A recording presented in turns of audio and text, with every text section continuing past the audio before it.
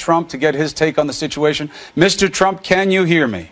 I can, Chris. Good morning. Good morning to you. Welcome back to New Day. In light of the latest information of Russia bombing and Russia putting troops on the ground and moving them, according to U.S. sources, in support of Assad, do you still feel that you are in a position to wait and see what Russia's intentions are on the ground?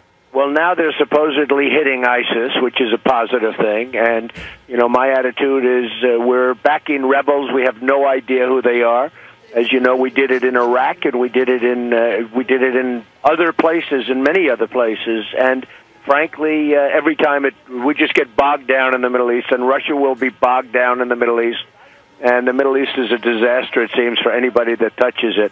But I would certainly like to see what's going on. I'd like to find out who these people are that we want to give billions of dollars to. We have no idea. And sure, Assad is a bad guy, but you can have worse, and maybe these people are worse. We have no idea. I spoke to a general the other day who is very well versed in the area. He said, we have no idea who these people are we're backing.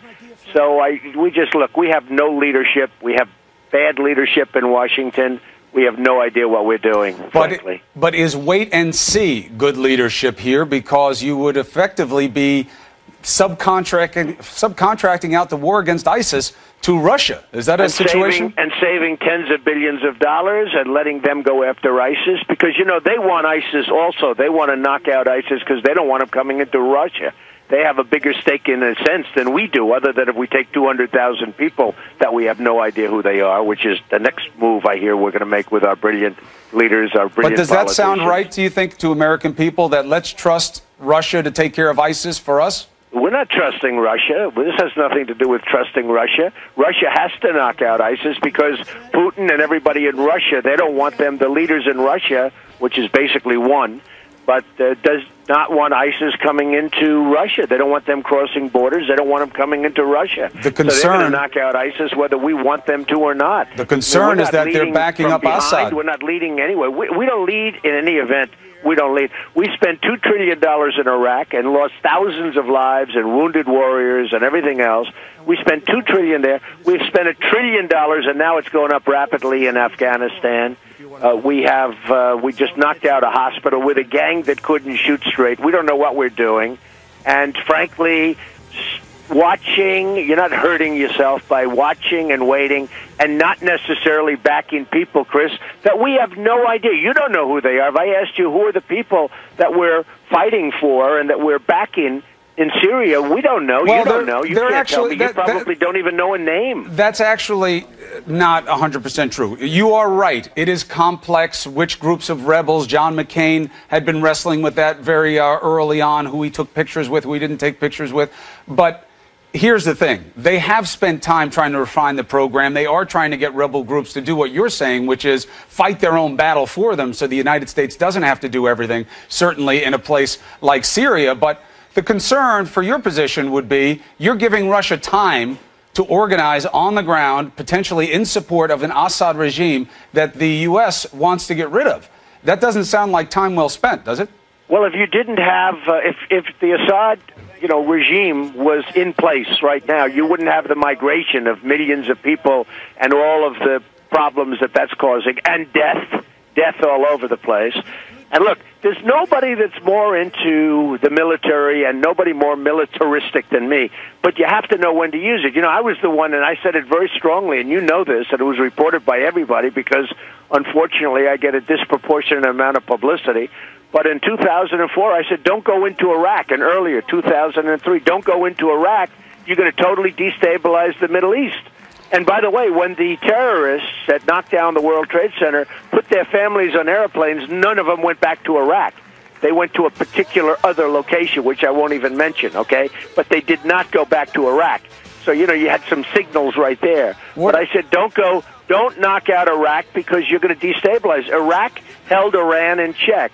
Now Iraq is a mess, and it's going to be, by the way, taken over by Iran very shortly. And I said that was going to happen. And you know who else has Iraq? ISIS has Iraq. ISIS came out of Iraq, came out of the rubble of Iraq, and disenfranchised, and they're tough. So we've got nothing but problems. Every move we make is the wrong move.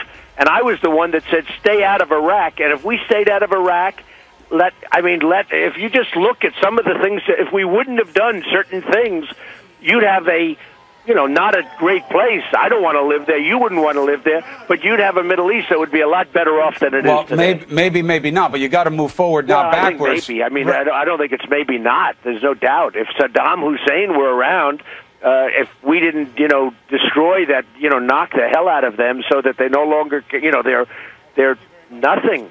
They used to hold Iran in check. They'd have wars forever. Right. They'd go back and forth, 10 feet left, 10 feet right. There is a history. Back and forth, nothing would happen. But you don't know what would have happened, is what I'm saying. I'm just saying, sit back, just take it easy, just relax. Save you billions of dollars. Let's build some bridges. Let's fix some roadways in our country. Let's rebuild America, make America great again. Let's rebuild our military, where, by the way, every time we give weapons and Humvees and everything to our so-called allies over there, one bullet gets shot up in the air. We give all of this equipment, and ISIS ends up picking it up, and others that are fighting. And obviously what you have to do in leadership is balance your priorities. I understand your position on Syria, that you're taking a wait-and-see approach there with the Russians. What about in Afghanistan? President Obama just said, not because of what just happened in Kunduz with the hospital you referred to, but that the instability of the situation vis-a-vis the Taliban and other terrorist entities there, he believes that a force should stay there and fight. Do you believe that American boots should stay on the ground in Afghanistan to stabilize the situation? I wouldn't totally disagree with it, except, at some point, are they going to be there for the next 200 years? At some point, what's going on? It's going to be a long time. We made a terrible mistake getting involved there in the first place. We had real brilliant thinkers that didn't know what the hell they were doing. And it's a mess. It's a mess. And at this point, you probably have to, because that thing will collapse about 2 seconds after they leave. Just as I said that Iraq was going to collapse after we leave. So you're saying you have to leave troops? We shouldn't have gone into Iraq, and then we shouldn't have taken our remaining soldiers out, okay? But, look, eventually it was going to collapse. We're in the middle of civil wars. We're in the middle of tribal strife. There's so many different things going on there. We have no idea. So we're backing these people in Syria. We don't know who they are. We have no idea. We're going to give them billions of dollars to fight Assad, and they might very well, Chris, be worse than Assad. We don't know that. They might very well be worse than Assad. So I hear you on that point. And on Afghanistan, you're saying that you're with the president. For now, you leave the troops there, and you see what the time horizon is. I would leave the troops there begrudgingly. I'm not happy about it, I will tell you, but I would leave the troops there begrudgingly, yes. And moving into the domestic situation, the Oregon shooting, you know the cries that come out every time there's a school shooting. People say, we want to make it stop. Your answer has been thus far, you can't make it stop. There are always going to be some of these no matter what you do. You think that's the best answer you can give? Well, look, the fact is that this is a mental health problem. In this country, we've closed for economic reasons, as you know. I mean, you see it in New York and you see it in many other places where they closed institutions, mental institutions, for economic reasons, and it's happening all over the United States that the economy is doing badly, and cities are trying to save money, and the first thing they close are mental institutions, if you can believe it. And we have a problem of mental health, and this is not, the gun didn't shoot, a person shot the gun. And frankly, you're going to have people, even if you had great mental health facilities, nobody knew he had when his mother heard about it, and when other people in the area heard about it, some of them said, oh, I could see that with him, but others were very surprised. So it's a very tough situation. And when you go down to a real life, may not be politically correct, but people will slip through the cracks, and it's happened for thousands of years. And if you go into the future thousands of years, you're going to have crazy things happen, and people slip through the cracks. And it's one of those things. It's horrible, and it's a horrible thing to see. Well, one of the things that you really should focus on is keeping the names down, because I really believe the reason we have more of it than other countries, and we do, is the copycat. That's the easiest part to control, is how much attention you give the shooters. Well, that's certainly something. Give as little attention as possible. The sheriff was right not mentioning his name, and you try and give as little attention as possible. But it is a real problem, and it's a major mental health problem that we have, and other places have. It's interesting, in Chicago and various other places where they have the toughest gun laws anywhere in the world, they have shootings at a level that nobody has even been able to fathom. Well, high. The statistics, I want to make 2 points. I want to ask you about 2 things. One, on what you just said, it really doesn't work that way. It's not as simple as if you have tough gun laws, you have more gun crime. The opposite is more likely to occur than that. Chicago, as you know, is a very complicated area. You're talking about poverty. You're talking about areas that are neglected. You're talking about areas that are under-policed. So that's one thing. When you're talking about these mass shootings and you point to mental health, you say they fall through the cracks. The goal, therefore, is to fill in the cracks. You don't want to just institutionalize everyone who's mentally ill. I mean, I agree 100%. They're less likely to be violent than be violent. But as good How do as you fill in the cracks? No matter how well you fill them in, at some point, some wacky, crazy guy with a high IQ, but who's totally nuts, is going to, get through that crack. I mean, it's going to happen, and it's happened in different forms. I mean, not just this kind of things, but crazy things have happened from the beginning. And you go thousands of years into the future, no matter how good things will happen. Right, but don't you think we can get better? Really, can I tell you what?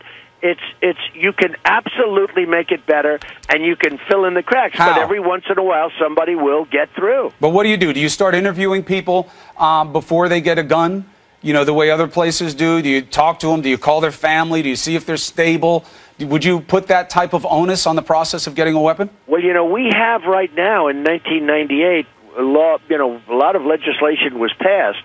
And we have good legislation, but unfortunately it's not really working because a lot of people are not utilizing it, including the federal government. I mean, the federal government's done a hell of a bad job of policing it, but we do have existing legislation which should be very effective, and it's not. You know that. I mean, why is it not? They report all the time. It hasn't been effective because the government is not doing a good job in policing it. Well, you also have some of those loophole problems, right? You have background checks, but you don't have them on person-to-person sales in every place. States have to do it for themselves like they did in New York. You have the gun show loophole that Hillary Clinton is coming out against that tries to blunt that in some online sales. These are things that are being fought back against. Are you in favor of closing these loopholes? Chris, the one thing I say that I think is very important, though, is I'm a very big Second Amendment person. And if you had somebody in that room or a couple of people in that room who were on the side of good, not evil, and they had guns, you would have stopped the kind of damage that took place. And the cops did a great job. The police did a fantastic job because they got there so quickly. Amazing. But you still had lives lost and people really badly hurt. But the police did a fantastic job. But if people would have been in that room and if they would have had a gun, you would have had a tremendous, if they knew how to use it, you would have had a whole different outcome. It's a big if. It's a big if when you look at the statistics. Well, but it is a big if because you don't know what happens. That room that knew how to use a gun, was trained. And by the way, most of the gun holders that do it legally, most of the gun holders really know how to use them. But if somebody were in that room that had, experience with a gun, they would have been able to fight back. They would have shot him maybe before he before he hurt and killed so many people. Maybe they would have shot somebody else. When you look at the research on this, having a weapon when confronted by someone with a weapon can go either way. But the point becomes... he's in the room... I understand the hypothetical. That had absolutely no weapon. I mean, they're just sitting there with their hands up. He had them lined up, stand up, and then he shoots them. I understand. It's a terrible situation. Especially if they said they were Christians. I mean, he would shoot them in the head. And these people are just standing there, just waiting to be slaughtered. You would rather have a chance to fight back. If they had a gun in the room, if somebody had a gun in the room, at least they would have had a fighting chance. You would rather have a chance to fight back. There's no question. So that leads to the next question. Are you in favor of more guns? Get rid of gun-free schools? Have gun-full schools? Have armed security in schools? Is that what you think the answer is? Well, this was a gun-free school. I mean, this was a gun-free area, they call it. And frankly, that wasn't working so well, and that hasn't worked. How about military bases? How about the five soldiers that were killed? And they were actually heroes. They were actually experts at a couple of them were expert marksmen, highly decorated soldiers. So do you change those rules? Area. They had a gun-free zone in a base. I mean, they were in a base, a military base. So do you change those rules? And shot these 5. Incredible. Actually, it turns out to be 6, probably. But these 5 or 6 really great, highly decorated soldiers, they were sitting there and they couldn't do a damn thing about it. So do you change those rules? For a military base to have a gun-free zone, and we've had a couple of instances where that took place, Chris, it's ridiculous. If they would have had a gun, this guy wouldn't have had a chance, especially with these guys. He wouldn't have had a chance. Instead, they're all dead. So I'm going to take that to mean that you would allow military installations to people have carry as opposed to having to... Absolutely. A military installation. And that you're open to the idea... Look, I mean, these people would be alive. They probably wouldn't have gotten any of them. I understand. I mean, I understand your point. They're sitting there. They had no chance. And these are highly decorated military people. These were not just regular people. These were highly decorated, very talented and skilled with weapons. I understand your point on that. The schools people are a little bit more of a complicated situation, but there too you're saying that guns may have made a difference. That's something that you would think about in terms of allowing access. That's going to be a big part of the debate. When the two prisoners escaped in New York that your brother knew very well about and was, I mean, that was not an easy task for him when they got out. A number of people up in upstate New York, I was seeing one instance where a husband and wife, he was a very big Second Amendment person, wanted guns. She was totally against it. When those prisoners got out, and it took them, and I think law enforcement did a great job in getting them, frankly, but when they were free for a while, and all of a sudden she became now the biggest advocate because they were sitting in their house in that same very close little area. They were sitting there, and they had the protection of having the guns, and all of a sudden she became a big proponent of the Second Amendment. Of course, because they needed protection. Of course, the fear drives that desire to have it. A lot of gun owners respond the same way. I've been in a situation like that. I know what it's like to be afraid that you don't think you have something to defend yourself when somebody else may. The question is, what policies do you put in place? Do they feed that fear, or do they feed a different interest? Let me ask you something. Do you believe that Second Amendment, as you call a Second Amendment interest, feeds into allowing to have assault weapons? Well, the problem is and another problem is the bad guys are going to have them, Chris. You can say, okay, we're not going to have them. You know who's not going to have the assault weapons? The people, the law-abiding people won't have them, but the bad guys won't even look at it. It's like the whole thing with the magazines.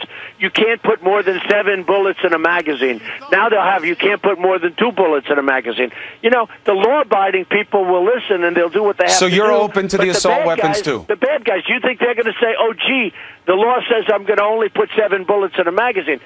Well, just because people are going to break a law doesn't mean that you don't have a law, but you're saying that you're okay with assault weapons as well. Well, you have to be because the bad guys are going to have them anyway, and the answer is yes. And, you know, a lot of that stuff is used for recreational purposes. They use for recreational purposes. But you're not going to have problems with people that are law-abiding people. But what happens when the bad guys have the assault weapons and you don't, and there's confrontation? That's certainly what feeds the desire to have more guns in society. You've got your finger right on that. Let me ask you about things, but you have to believe in the Second Amendment. I mean, there's no choice. You can believe in it. Remember the school. If somebody in that room had a gun, you would not have had, if they, knew how to use it, which I assume the answer to that would be yes. That is not as easy an answer as you make it sound like, by the way. The people we're talking about do know how to use them. Right. But if somebody were in that room, or if somebody was on that military base, in that room, in the military base, that had a gun, you would not have had the catastrophic results that you had. That could be true. It could not be true. But certainly you could be in favor of the Second Amendment and also be in favor of reasonable regulations, and most gun owners are. But let's move on to domestic politics here. You are at the top of all the polls. There is a contraction. Carly Fiorina, Carson, depending on the poll, people are catching you. It's actually making people start to speculate about when you'll get out of the race, which I find very unusual. Usually a front runner isn't discussed in terms of when they'll get out. But have you given consideration? I read somewhere that you said if I fell behind badly, I'd get out. Are you thinking about when you would get out of this race? Not even a thought. Not even 1% of a thought. Look, it's a phony deal that was perpetrated on the public. I was asked a simple question by Chuck Todd at Meet the Press, and I gave a very honorable and honest answer. I said, sure, if I was doing terribly, like some of these people, I wouldn't stay in. I mean, who would stay in? But I'm not. I'm leading every single poll. One poll came out yesterday, 30 or the other day. I'm at 35% nationally. 35%. I'm 20 points ahead of everybody else.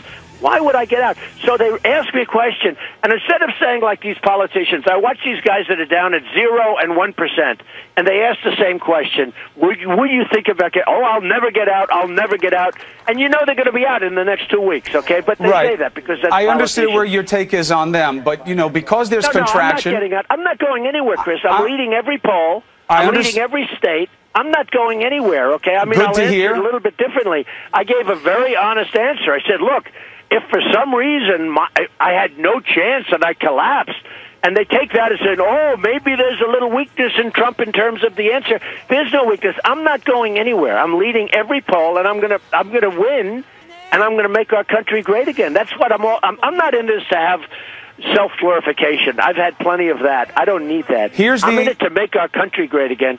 And right now I'm leading, I'm winning by big numbers. Right, but there is contraction. By really big numbers. There is contraction. I'm not getting out. There is contraction, though. I'm not talking about you getting out. That was one question. The next question is... Depends on what poll you look at. If you look at some of the polls that came out 2-3 days ago, I mean, the NBC poll I was at 29.